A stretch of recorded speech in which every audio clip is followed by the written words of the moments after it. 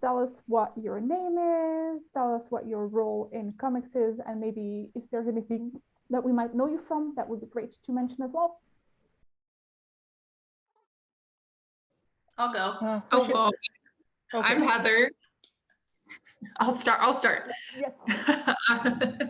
I'm Heather.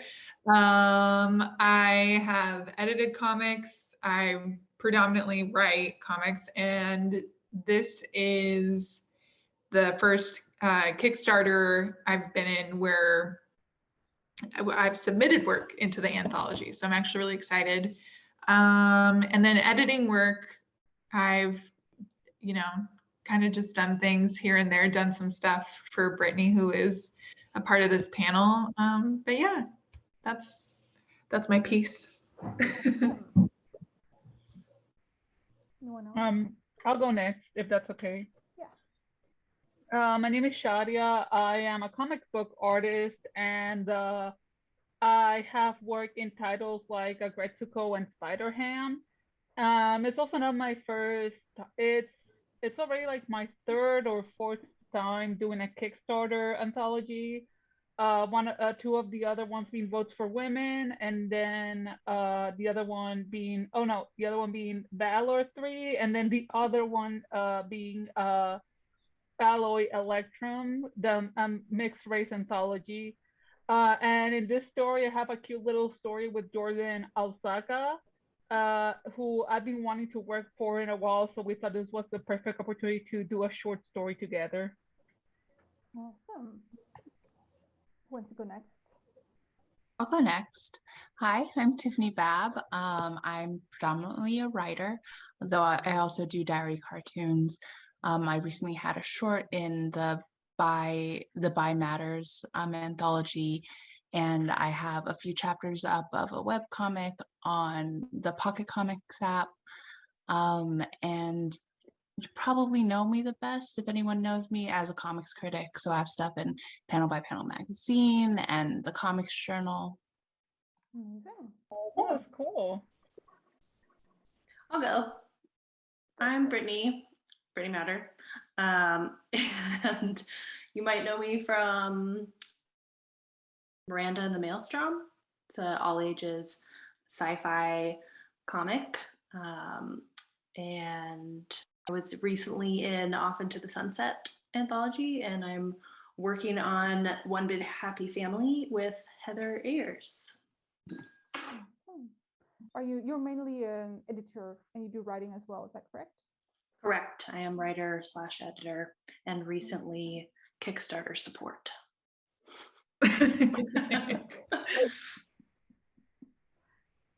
Seth, I think we just have you left. I'm Seth Kumpf. I am mainly a artist. I do co-creation though with my guy who mainly does writing, which is Andrew Meyerhofer, which couldn't be here today. But if you were around Ohio and 12 years ago or whatever, we were working on Ragged Rider comics back then. And won some awards at small press stuff, and then we just kind of took a long break, and so we're back with some Ragged Rider stories in here, and it's been fun to be a part of the Kickstarter. This is my first Kickstarter. It's been fun to work with the character again. So awesome. Well, we all kind of, some of you might know each other outside of this, we all kind of come together for our Adventures Everywhere anthology, which is really cool. Nathan, who creating the anthology and who's also lettering it, is in France where it's 3 a.m. so he can't be here today with us. But he had some cool things to say about the anthology. I just want to read one of the quotes that he put in the press release to kind of get us started on the right spirit of where he wants us to go, if that makes sense. He said, with everything happening lately, from a pandemic to ever-growing division in our society, I believe it's important to give kids hope about what the future holds, to tell them they will discover who they are, even if it takes time, and for them to know they can make their lives what they want it to be. I truly hope having this book out in the world will help young people who read it, which I think is a beautiful message for everyone. So with that in mind, we obviously have 14 amazing adventure stories in the anthology. and I hope they all will speak to kind of this theme of hope. So would be nice to have a glimpse of what everyone's story is about. Do you kind of want to tell what your story is about and who you're working with?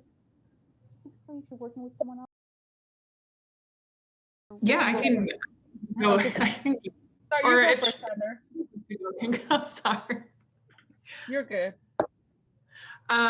So I am the writer for One Big Happy Family, and I'm working on that one with Grayville Jacques and Brittany.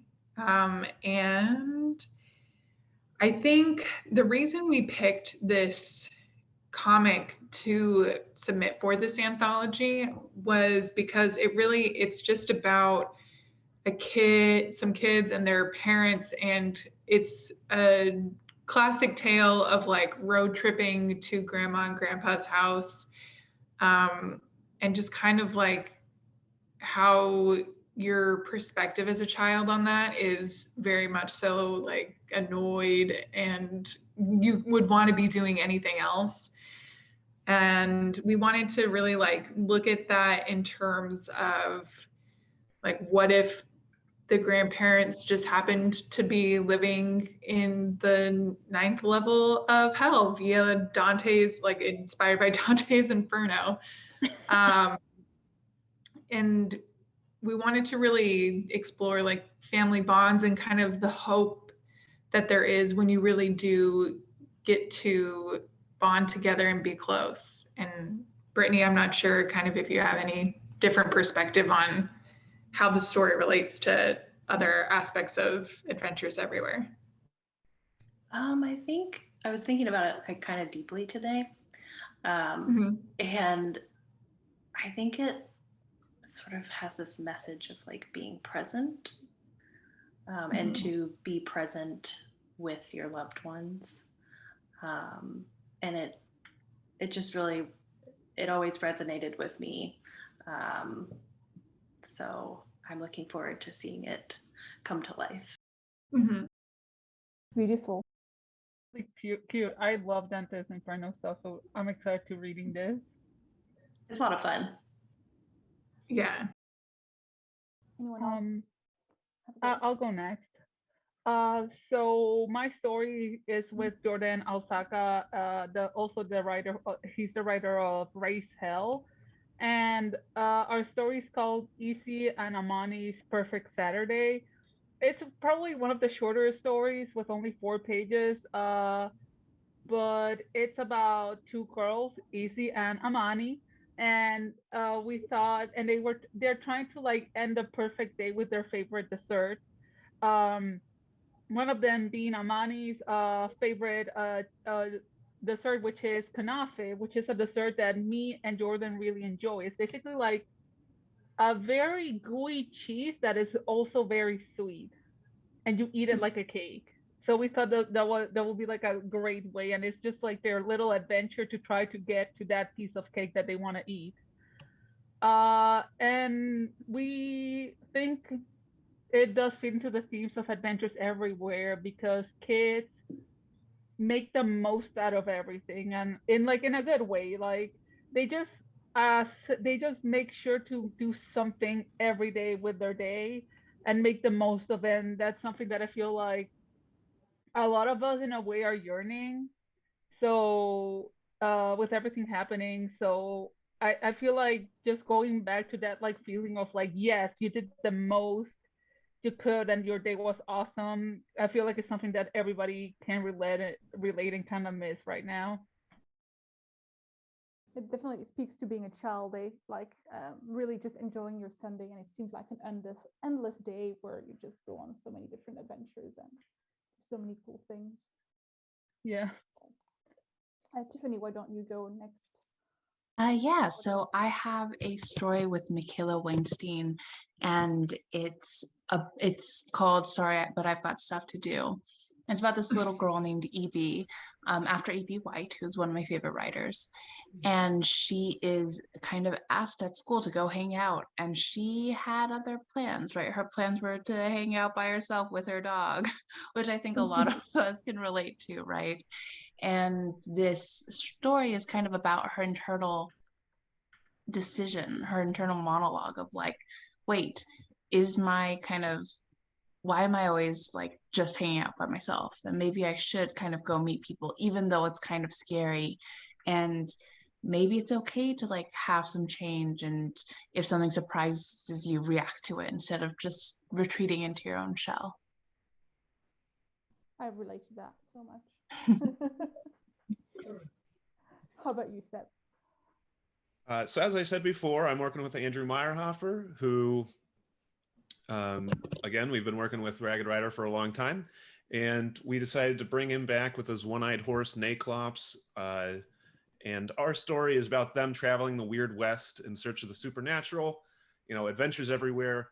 We feel like Westerns and the Weird West and Wild West and everything like that. There's so much there that you can work with, and playing with a bunch of different cryptids and things like that. And so our story is aptly titled The Early Thunderbird Gets the Sandworm. And so we've always liked the approach of all ages comics. We've always wanted to kind of work with the character that fits into that Saturday morning cartoon, and that's what we hope that we're bringing to this, and that's what we feel like we've accomplished. So we're very excited for everyone to read it, and yeah. That high energy, happy story, Yeah. It's amazing. You all have like very different stories and very different interpretations of adventure. I think that's just part of what makes this so amazing. So how did you all come up with this story specifically? What kind of inspired you? So that's it. Wow, it was like over 2 years ago at this point that Brittany and I had been just talking about how we wanted to do something like bigger together. We had worked on other comics and just doing other things creatively together, and we decided we really were gonna like go for it and try to make something exciting into a graphic novel. And so this story came about as a part of like a group of a bunch of other stories where we were just really thinking about family specifically and what that means, whether that's your biological family or the friends that you have. And we wanted to kind of do like a classic road trippy family story, but we always have to have some sort of like creepy bent to things, or at least I definitely do in my writing. And we also like the idea of trying to make it a little bit of high art and try and reimagine Dante's Inferno. And yeah, it was really fun kind of just thinking about family in all these different terms, and this story coming out of that was really exciting. That's cool. Anyone else? I can go next. Could you repeat the question so I can like reprocess it again? Yes. I'm sorry. How did you come up with this story specifically? Oh, this one was just basically Jordan's idea. I told him I'll just do anything that you think it works. So that is definitely more a question for him. But I definitely told him like, let's just do something like cute and fun. And he just came up with that concept. He's incredibly creative. Yeah, no, credit to him. He just like came up with the concept. I think we definitely centered around the kanafe dessert because he knows that I love desserts, I love pastries, and I love centering a lot of my stories around food if I can. That's just how I am. So he made something out of it. I just told him like anything cute, anything about desserts, just toss something. And because I talk about how much I like kanafe when I went 2 years ago to Lebanon, he thought it would be great to incorporate it in the story. That's amazing. So you kind of I guess, worked together a little bit where he wrote it, but he kind of asked her and put a little bit on it. Yeah, he basically came up with the whole story by himself. He's Yeah. great. He's creative as hell. That's cool. Amazing.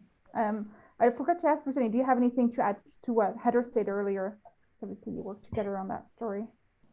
She hit the nail on the head from what I remember, because it was a while ago, and that story in particular definitely came from Heather's brain. So yeah, I felt like I was just like watching her work her magic and offering, support. And like, I think maybe we did so many scripts for that project that she described, that sometimes I would like type out the script and she would dictate, and she would like draw out panels to like explain it to me so I could like type it out. So it was definitely, that was an adventure in itself and very special. But I think I think I answered the question.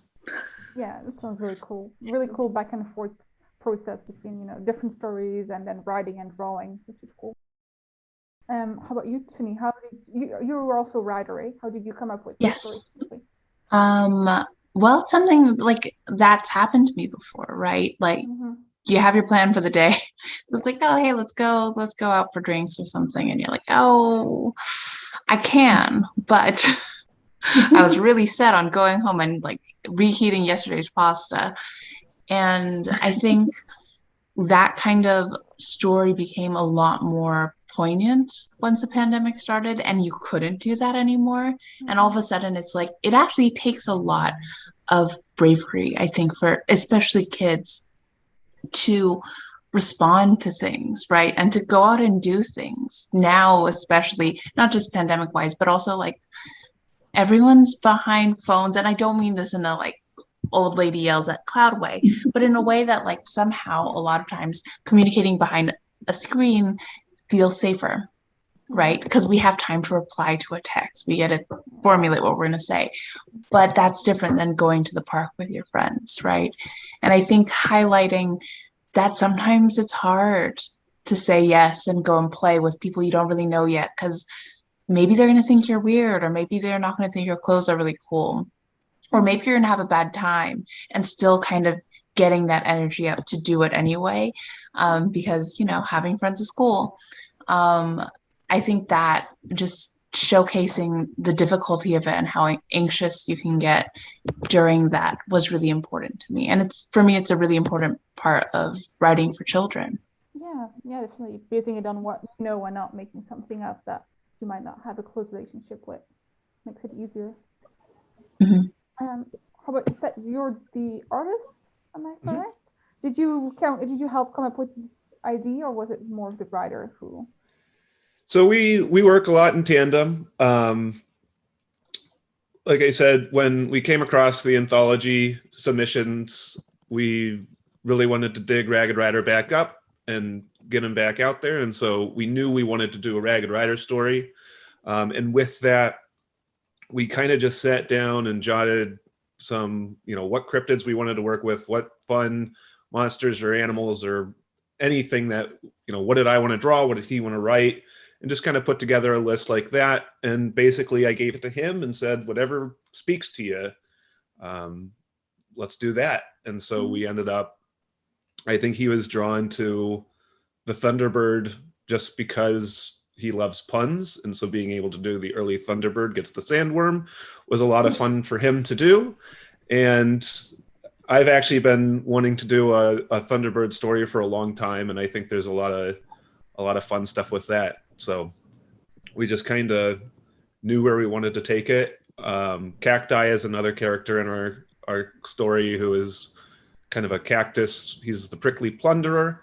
And he was created a long, long time ago. One of the first Ragged Rider characters we put together, and we just never really used him. So that was something that I kind of put my foot down on and told him, here's here's our list of things that we can put together, but let's put Cacti in there and get him out into the aether. And so, yeah, it was was fairly painless to put it together, and I forget if it's another question later, but our work style is very easy to do. So.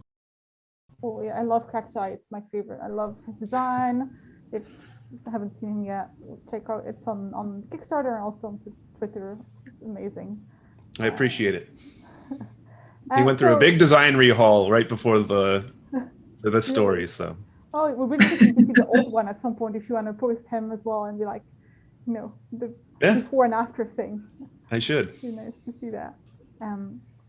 So overall, obviously, this is one of the stories, and you all most of you work in teams. I think I work alone, but I think most people on the anthology have worked in teams. And more overall, for this story specifically, but think process generally speaking, when you've got your ID, how do you take that to a finished story, and where's the art getting involved in that as well? And the other people in your team?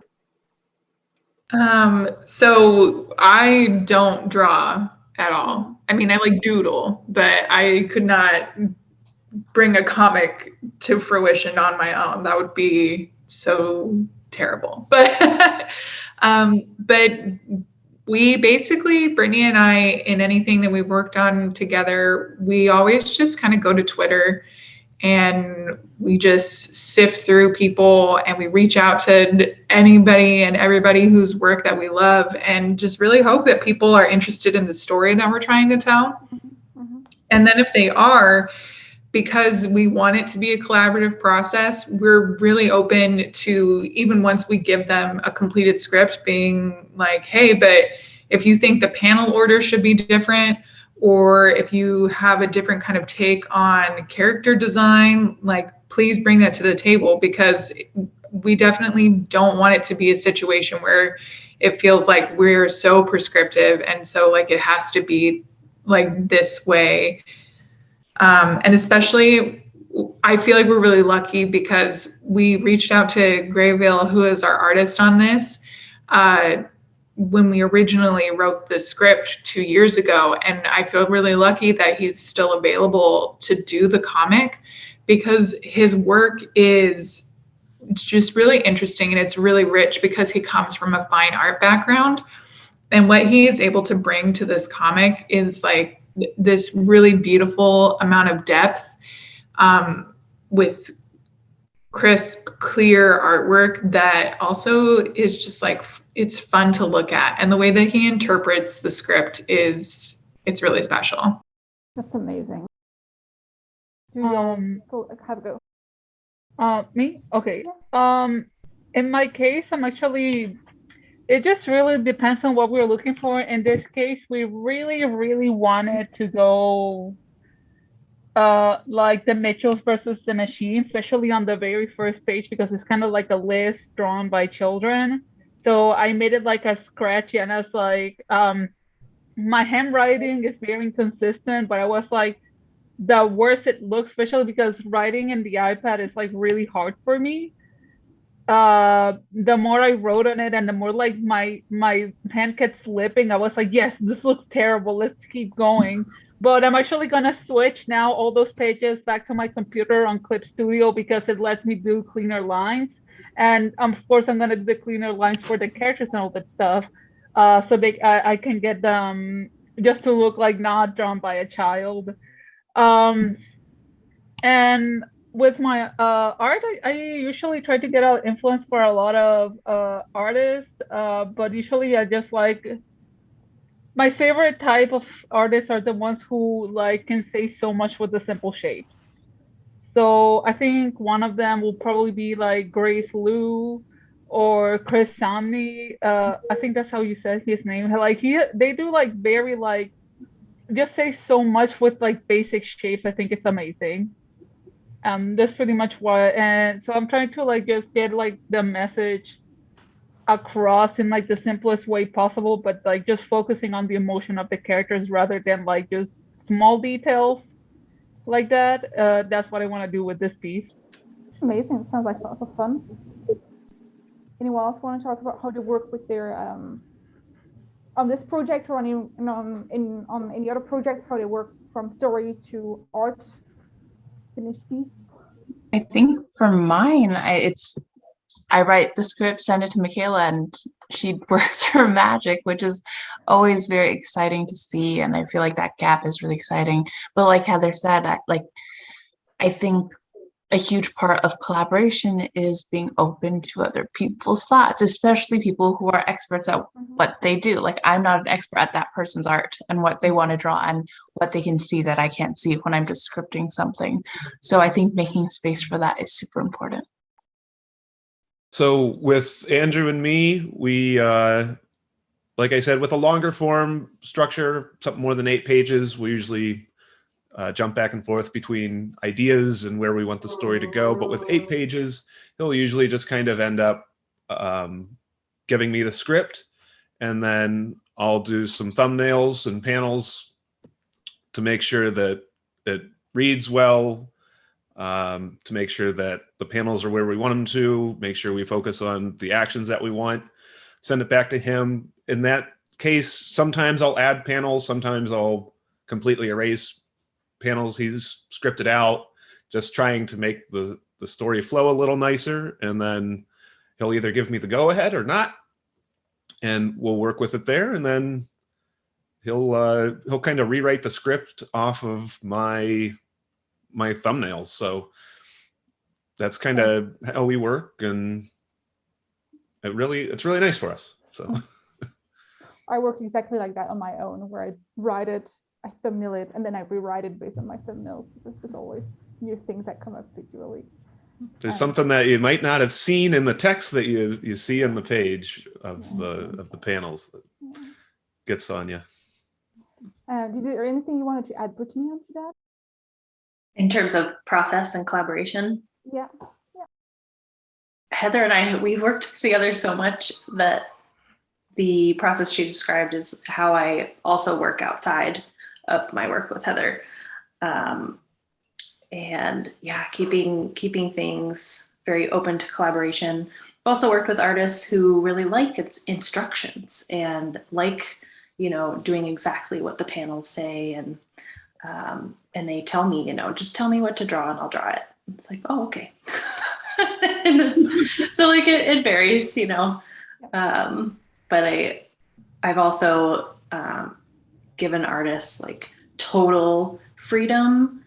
I wrote a poem once versus a script, and told the artist and colorist, and the letterer, like, do whatever you want. And it kind of blew me away. It turned into something really spectacular, like way more than I could have actually imagined. So that was kind of an interesting experiment, and one I'd like to repeat. It was amazing. So why do you all love to work in comics? What's so special about them? I think there's always kind of this push and pull between visual artists and writers, where no matter what, like novelists will be like, oh, the written word is the end all be all and nothing is better than this. And then sometimes there will be really like amazing painters that are like, no, it's all painting or nothing. But I think comics is so special because it really is those two worlds coming together and making everything work together. Like one like really doesn't go without the other. And it was something that struck me when I was a kid. I would like pick up my dad's comics when I was little and read them. And I thought it was just such a great way to learn how to read, really, because you get everything. It's like having a cartoon in your hand, really. And I loved it. And I wanted to be able to do that for other people. Cool. What does everyone else think? Do you agree with that? Do you have anything else to add? I think, sorry. I think for me, what the comics medium really brings to the table is a sense of interaction with it. I think there's a lot of interaction with the written word. And I mean, of course, you need to do a lot of imagination in that way. And with movies, you're kind of along for the ride. And like Heather mentioned, comics are a nice merging between there, where, when I read a comic, I love the gutters, because that's where I come into play. I get to choose what goes on in the gutters. When it comes to, dialogue or word balloons and things like that, I can spend as much time as I want on a panel. A panel is, of course, with a writer and an artist, they can make the panel as big or as small as they want to increase that, impact of it. But as a reader, I can also devote as much time as I want. If I want to really stay in a panel and explore it, then, that time is either stopped or passing or whatnot. But being able to kind of control the flow, being able to kind of, I've spent time reading comics, just rereading dialogue in a panel, just trying to get it to work how I want it, how I think it should go. And it's great to be a part of that process. It doesn't stop at the creators, it stops at the reader. And I love that about comics. I love that it's not something that I'm just putting into the aether. It's something that somebody can pick up and be a part of it and really make it meaningful to them. Yeah, that really resonates with me, Seth. I always feel like a part of comics while I'm reading them versus a novel where I feel like an observer. And maybe it's just because comics are more immersive because there's that visual in front of your face. But yeah, I like lose myself in them. And I think that's why I keep reading and writing and editing them. It's because it's like time doesn't exist when you're a part of comics. Yeah, I think there is something really, oh, sorry. No, you go first. Okay, that there is something really special about the comics medium. And I think the juxtaposition between image and text, if there is text, sorry, if you hear my dog whining in the background, I'm gonna have to let her in soon because she's just losing her mind outside. But it's comics, I think there are things that you can do on a page with frozen image and juxtapose images next to each other and like sequential art that you just can't do in other mediums. You have full control over time. I heard Seth mention time earlier. You have full control over space, and you have this control over the way a reader reads and how you draw their eye to a certain thing as opposed to another. And that's even separate from the actual dialogue, which you can also, depending on your letterer, draw people's attention to and away, right? And that's just that's like 3 different levels of control that don't happen in other mediums. And I think there's just something really attractive about that. Also, comics in general are great, and you can do a lot of things with them, and they're fun to read. And you also get the added benefit of lovely art. Like you're reading the art, but then you can also stop and enjoy the art because art is great, right? And I think it makes a big difference. I'm gonna go let my dog in. Poor dog. So I do gotta say, I think it's really cool also, like everybody has said, is that it definitely gives you like another way to look at a story. You can actually, instead of like, I feel like in the writing medium, it can limit yourself because sometimes finding the words to describe what a character is looking at or feeling might not be as easy. I mean, well, with the comics medium, you have the advantage that you can show how the character is feeling, or just drop like certain details, small details that maybe later the reader can come in and be like, oh my God, yes, this is exactly what I want. I feel like it's a very creative medium that it has a lot of advantages. I think one of my somebody who described it the best was Hirohiko Araki, who from JoJo's Bizarre Adventure fame. He said that he liked the medium where he draws, especially when it comes to black and white comics more specifically, because in one of the panels he could show a blade made of fused bone and meat, and when that went to animation, it did not translate as well. The message that he wanted to put, that this was like a very horrific but cool thing to watch. It looked amazing in the comic. It did not translate well in the animation because it's a different way to tell a story, basically. That makes sense. So we all love comics, and we do, in this case, we do adventures. What does adventure mean to you? And what do you think it means then in comics specifically as well? I think for me, it just means exploring the unknown. And it could be, the unknown could be something as big as like going to a new place, or it could be as small as like trying to do something new at home, like trying to like fix your sink or something. Like it's always adventures big and small everywhere. And yeah, I just think everything could be an adventure. Yeah, it's like a mindset. Yes. Yeah. Adventure can be when you're having just a good time with either by yourself or the people around you. You just whenever something's happening, and it's just for me the outlook, because maybe sometimes even running errands, depending on how entertaining they can be an adventure themselves. Just running errands just because of like crazy stuff that can happen on the way to them or back from them. You can definitely call that an adventure. So it's like you're saying, it's a bit of a mindset type thing, right?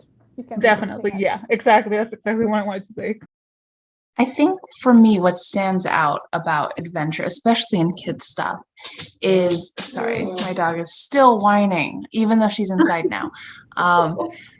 For me, it's like the intersection between risk and like a sense of wonder. I think all kids stuff should have wonder in it. What's the point otherwise? But like this feeling that you have to risk to get at that wondrous moment, that you have to do something. And it doesn't have to be like life-changing risk. It can just be do something you're scared of and then get there. And the wonder doesn't have to be like, I don't know, fireworks. It can just be like, oh, wow, I have wonder that I did this. And to me, I think those are the two aspects of like every cool adventure story I've ever read. I think Heather and Tiffany kind of said exactly what I wanted to, which is, I mean, the unknown and wonder. I mean, to me, that's what adventure is. It's the excitement of not knowing what you're getting into and the wonder of coming out of it. And I don't know, it's a perfect marriage for me, because I think it's such a huge, anything can be adventurous, and having that creative space to just, do whatever you need and then put in just fun and weird and wondrous and unknown and all those adjectives, that's just really a great, to me, is what I love about adventure. And as you said, especially in comics and being able to explore those areas. How do you think comics lean themselves to adventure, or how do you think those two go together specifically then? Me? Yes, anyone. You. I didn't know if we were going through the circle no again, or if you were crazy. specifically asking me. If you've got a thought, go for it. No, I think comics, like I mentioned earlier, with that interactivity with the gutters, with being able to kind of control how you want to engage with the work, you get to kind of find that wonder in the unknown yourself. You get to see characters interact, and you get to work off of the drawings, but at the end of the day, you get to kind of up the tension as much as you want. As an artist, I can make a character, gasp or be surprised, but as a reader, you get to choose the intensity of that. And being able to kind of, go through a comic in an adventure sense, you get to really kind of pinpoint what interests you and what you want out of it, and how much, a character stumbling on something, what that does to them. And I think that's such a good blend between adventure and comics, and what it allows you to do. anyone else has anything to say about comics and adventure specifically? Yeah, I mean, I think I definitely agree with Seth, and I think a great example of that from both a writer and a reader perspective, and even I bet even from like artistic perspective too, is when you are looking at like a page turn scenario, it's a really great opportunity to build tension and create this sense of adventure of like what is going to be on the other side of that page.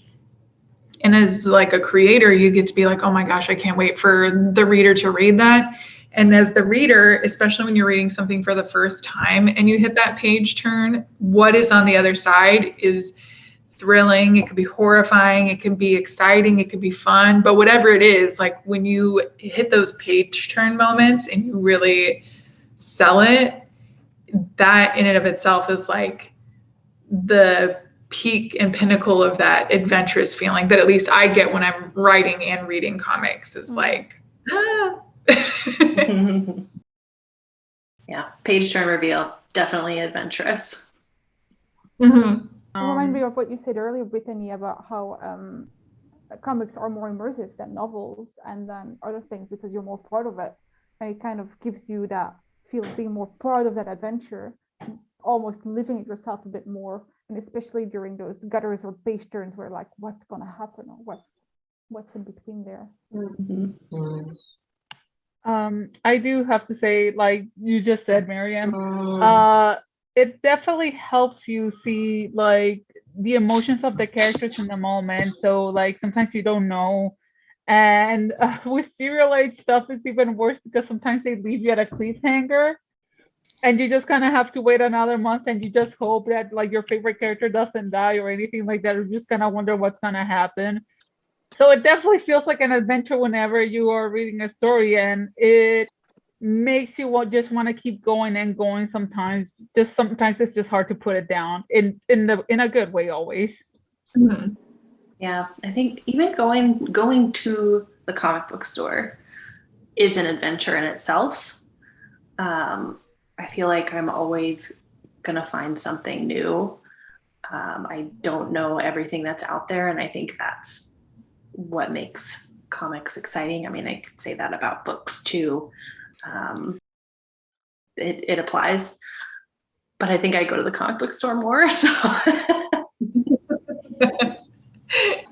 I think there's something to be said about genre, and at least the history of American comics. We have comic strips and newspapers, a lot of which originally were adventure strips, right? Like serialized adventure strips, or kids comics, which also had adventures. And then we have superhero comics and detective comics historically in the United States. And those are all kind of adventurous genres, right? Like you go on an adventure, like Terry and the Pirates. Is that what it was called?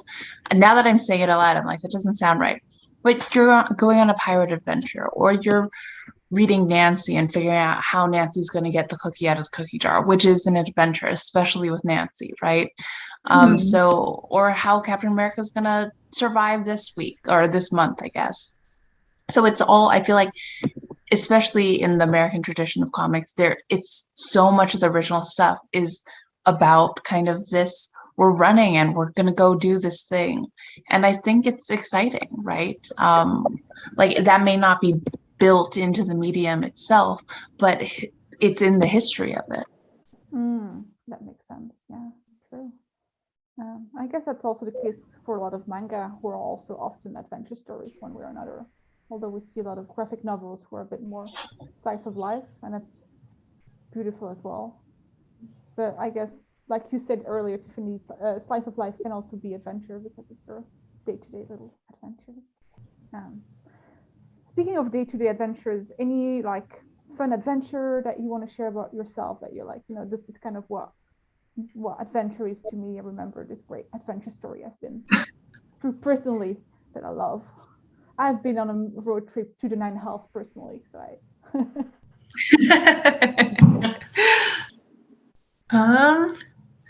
I mean, I feel like the most recent adventure we went on in our house was probably getting our rescue dog last year.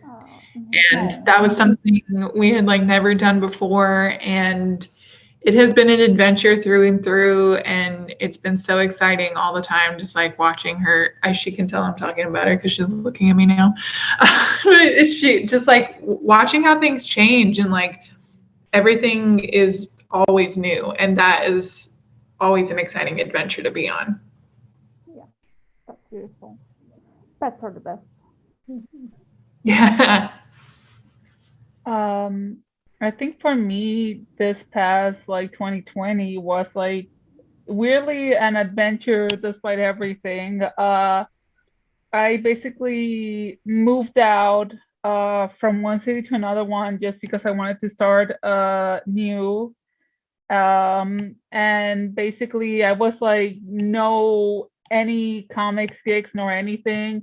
And I was single and just kind of heartbroken over a guy who was like not worth my time. And in the span of like 2020, I started getting gigs. I got married, and now recently we adopted a cat like back in February of actually this year. And now we're in the process of buying a house. So that 2020 has been an adventure. Here it is, the boy. There he is, walking behind my screen. Lovely. Adorable. He wants to go up in his tower. There we go. So yeah, 2020 was definitely an adventure for me. It's kind of wild. I think it was for everyone, but yours sound like adventure mode extra hard. Yeah, no, it was basically like when he was still my boyfriend, we were like, okay, well, let's just do like a 2-week pajama party. It will be fun. And then we got married. Gosh, That's awesome. I feel like your year has put my adventure to shame, which was I was just gonna say. No. If anyone follows me on Twitter, I go to the zoo a lot, mostly starting during the pandemic because it's one of the places you can go where it's outside. And I was at the zoo yesterday, but it's one of those things where it always feels like an adventure to go to the zoo because you have no idea what you're going to see, whether or not animals are going to be sleeping in their dens and you're not going to see them at all. Or like if someone's going to be doing some weird stuff that you didn't know that animal did. And I think that's kind of really fun. And there's, again, a sense of wonder. And I feel like there's a reason why kids go to the zoo.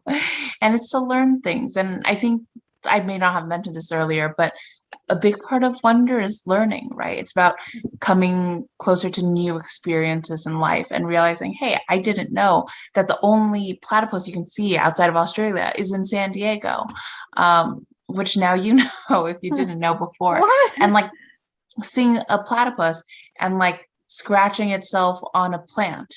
It's like, I didn't know platypi scratched themselves. Just little bits that maybe that's not going to make front page news. Although California condors apparently can reproduce asexually, and that did make the news. In New Zealand even, got all the way. Very exciting. I was just in San Diego looking at those condors, but just the little stuff that wouldn't even make the news is still exciting because you're like, hey, I didn't know that happened, and now you do, and the world is just a little more wonderful. That's amazing. I will be cheap and I will say that the anthology was an adventure for me. I had been out of the sequential art game for a long time, and like I said, we had worked with Ragged Rider years and years and years ago, and just kind of went on hiatus as life gets in the way, and so coming back to the characters was a lot of fun, and I've been drawing ever since I stopped working on his sequentials and putting comics together. But being able to sit down and put together this story was a lot of fun because I've learned a lot in the years that we haven't been working on him, and I was able to kind of utilize what I learned. This was the first time he was ever in color, which I don't do a ton of color work. And so I wanted it to be a thing, and I wanted it to have color. And so I decided, you know what, we're going to go for it. Having a letterer, I've always lettered our own stuff. And so being able to kind of work with Nathan on that and kind of ask him the questions of what he wanted me to do and what my part as an artist was to make sure that his letters fall into place. And I ended up still doing the onomatopoeias and small little words like that, just because I wanted them to blend more into the artwork. But it's just kind of, been a great adventure to get back into sequential storytelling, to kind of push my limits a bit. And I do a lot more color art than I did the few months before we picked up the anthology. So I definitely feel like I came out with that wonder of just kind of, here I am, and now this is where I'm at, and I'm ready to get back into sequential storytelling and find out where the next spot is for us and Ragged Rider. It is an adventure. Adventures everywhere is an adventure. Yeah. My latest adventure has been getting to know my new home. My husband and I recently bought a house, and that was also an adventure. It was like a 9-month process, and it probably is like that for everybody. It takes time, but I have also a yard that I have to get to know, and I think what you said, Tiffany, about adventures can be like learning something new. I'm learning that when it's stormy, a lot of tree limbs fall in my yard and I have to put them somewhere. So that's also an adventure. And there are like more creatures because I live in the woods now, and I've got like spiders and geckos in my home and centipedes somehow. And so I need to figure that out. But it's exciting. And I guess that's what adventure is too, is that it's thrilling. A little bit scary, just like you like your stories, right? Yeah. That's fine. Well, to wrap up, if you had to describe Adventures Everywhere in one word and one word only, what would you use? Not adventures and not everywhere. I want to just not say something basic, so exciting. That's all I can think of. Sorry. Don't ask me to think. That's a big mistake. I would say heart. I would say fun. Did I steal yours, Seth? I knew I should have gone earlier. Earlier is better in this instance. Yeah, early bird gets a sandworm.